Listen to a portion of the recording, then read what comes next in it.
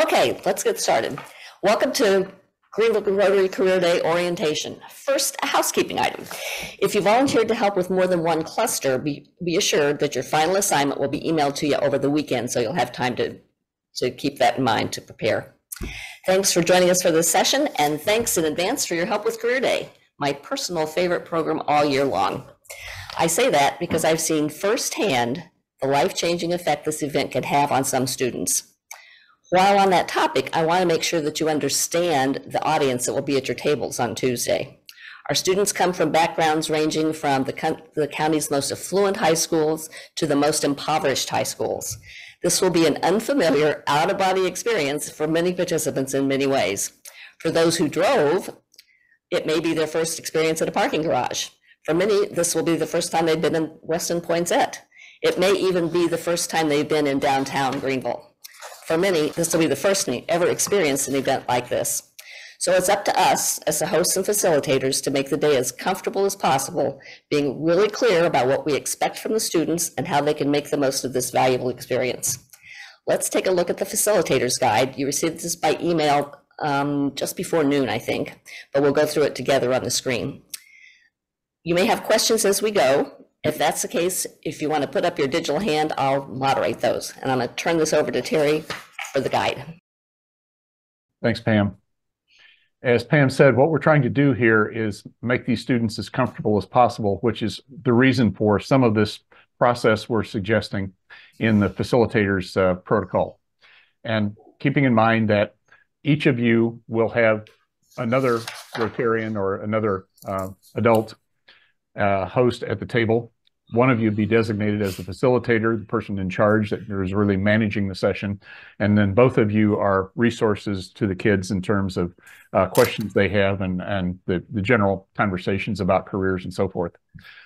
So to get things off on a comfortable footing, what we'd like you to do is have them do a quick round of introductions. And you want to explain in advance, I just want a 1 minute snapshot on yourself. If you'll tell us your name, where you're from, where you grew up, a little bit about your family, your school and your year. And then if you have a dream job in mind, tell us about that, or perhaps something you're sure you don't want to do.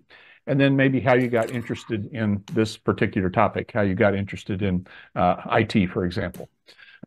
So then you just ask them to do that in order. You will probably need to prompt them a little bit, if they kind of lose track of some of those items that you've asked them to talk about. You can just kind of interview them a little bit.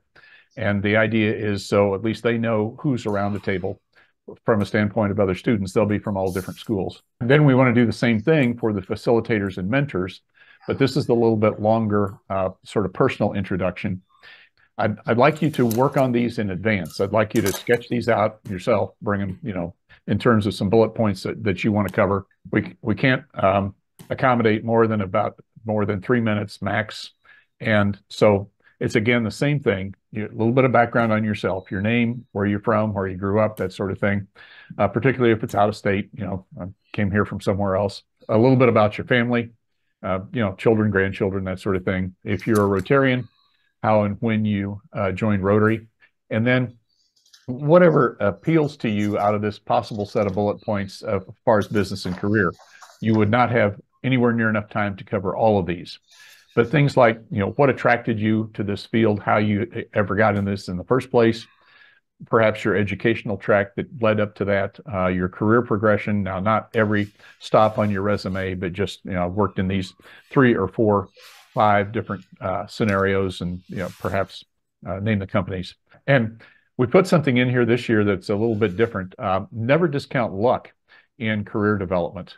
So if you have had some things happen to you that just kind of fell out of the sky, and then you had the good sense to latch onto them, those are kind of interesting, color commentary types of things. And then a little bit about how does your particular profession or job role fit into the overall field. If, for example, there's a lot of running room in some of these topics. The STEM, for example, that is a far and wide, broad topic. Even something like IT, there's so many dimensions of IT and how it is that what you do, whether it's development or whether it's networking or cybersecurity and so forth, how that fits into the overall scheme of things. Because again, keep in mind that many of the students at your table have never met anyone that's in the field that they said they were interested in. So we've got some background and level setting to do. So that is the introduction section. And again, that should take all in. If you can keep the kids down to a minute and change, if you keep yourselves down to 3 minutes, you should be done with this at 10 after, 15 after at the latest. And then here's a suggestion of how to get this thing started.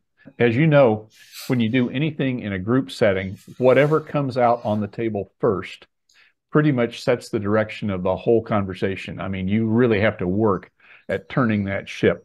So what we'd like to do is we'd like to front run that by asking the kids to do a hands down exercise where they make out their own individual lists of things they'd like to learn today. And again, explain that. What I'd like you to do is we want to make sure that you go away from today with what you were looking for. And we have a worksheet with these bullet points on it in just a worksheet kind of format. So they don't have to remember them. You don't have to go over them in detail, but things they'd like to know about the jobs in this industry, questions about the industry overall, any misgivings or uncertainties or things they've heard from other people, are they true? Is math hard? Et cetera. And then what you do after you get past that, say, okay, after everybody pretty much, most everybody puts down their ballpoint and stops writing, to draw out not only the introverts, but also to kind of suppress the extroverts. What we do is a round robin of one question per student. So start maybe in the reverse order that you had people introduce themselves and say, Jack, what's your personal favorite of all the questions that you had on your worksheet? What's the one that you really like an answer to? Jack poses that question, and then you two hosts at the table, keeping your answers short, address whatever that question is. Now, it may require a little bit more of an explanation in terms of, what that question relates to and as far as the overall topic is concerned. You might want to ask a clarifying question if it's just not clear what the student is talking about. Just say, tell me a little bit more about what you mean by that. And so basically, we just go round robin around the table. You'll have typically 4 to 6 students at your tables. And then on the second pass, they get to go around again. It's certainly okay for if any of them have simply run out or somebody else has asked their question, it's okay for them to pass and just move on to the next student. They don't have to come up with something. So that basically keeps the conversation going. Some of those things will be worth a little bit of expansion on your part, explain things a little bit more. And I think you'll find this a protocol that keeps all of the students engaged and also hopefully addresses what they came for.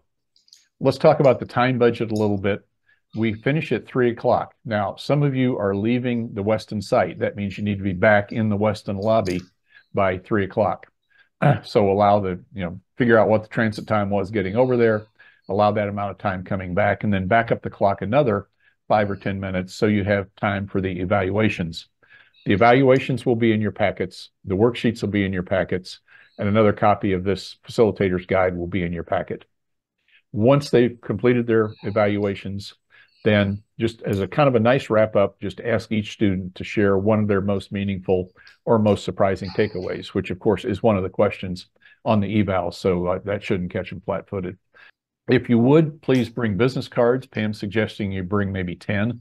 The business cards you can hand out at the outset, and then you can refer to them in your summary, offer to respond to emails if somebody has a question that they didn't think of or wants to talk about something a little bit more. We're available. Just email us and let us know, and then we'll get back to you and set up a time to do that. Be sure and grab the evaluations, and please don't take them with you. Please give those to Pam when you get back to the Weston. In addition to the business cards, kids love tchotchkes. So if your business has anything, I know Lisa Mangione is going to have Greenville Tech pens and pads of paper, but if you've got pens with your company logo on them, bring those. Like I say, just anything that you've got. Not everybody does, and that's okay, but if you do, they appreciate it. And we do certainly have time for questions or comments or suggestions. Yeah, in the packets, and by the way, there'll just be one person at each table who gets a packet. That's kind of the person who's in charge of the table. There will be the facilitator's guide, the worksheet for the students, the evals, and I think that's it. And at the end of the regular Rotary meeting, Lisa will close it out, ask everybody who's not hosting to get out of the room, and then I'll have you guys hold up one of the signs. There'll be signs on the tables that say what the cluster is and tell you which part of the room to go to, and then you could head off. Now, in mentioning that, there are some of these clusters that are large enough. We've got as many as 16, 18 students in some of them. So there'll be two or three tables of some of the clusters. They're just marked in terms of the name of the cluster. On the tables, you'll find a place card that says host and place cards that say student. And if you can get there well before 12, 11:45 at the latest, get there and figure out a table that you and your co-host can agree on together. So you'll be at the two host places. Students will sit at the student spots, and then there will be, of course, 2 or 3 unmarked places on any given table, and just regular Rotarians can sit there. We just want to make sure we have enough room for each of the students and enough room for the hosts, and then the rest are up for grabs. Okay. Pam, I have a question. Because the students have to fill out the evaluation right at the end. Mm-hmm. Do they? If we and we could bring enough pens and pencils for all the kids, but if we didn't bring any pens and pencils, are you distributing pens and pencils for them, or pencils to Lisa Mangione is bringing pens or pencils, I don't know which, from Greenville Tech, and pads of paper, and they'll have their worksheet that they can write on. That'll be in the packets too. And they can take that home with them as well. Okay, great, thanks. I can also bring Amy Randall photography pens. How many kids great. Total do we have? For your cluster, I think there for the whole group, 108. Okay, that's if everybody shows up. I probably have that many I can bring. Yeah, that'd be great. Yeah, just giving them to the students would be nice. Although the Rotarians might take them too. So maybe I'll bring a couple hundred. That's probably not a bad idea. And Amy, I'll get back to you about your hosts. You've got several that are going to. You're walking over to center stage, and you'll divide into 2 groups at center stage. Awesome. I'll email you about that. Thank you. Mm-hmm.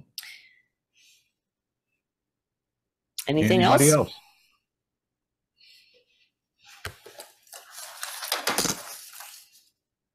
Am I back now? There you are. Okay, I'm sorry. I was just starting to say thank you and goodbye, and then I screwed everything up. I'm sorry. No worries. Good to see you. Good to see y'all. Take care. Thanks. Bye-bye. Thanks, everybody. Thank you. Bye. Bye. Thank you. All right.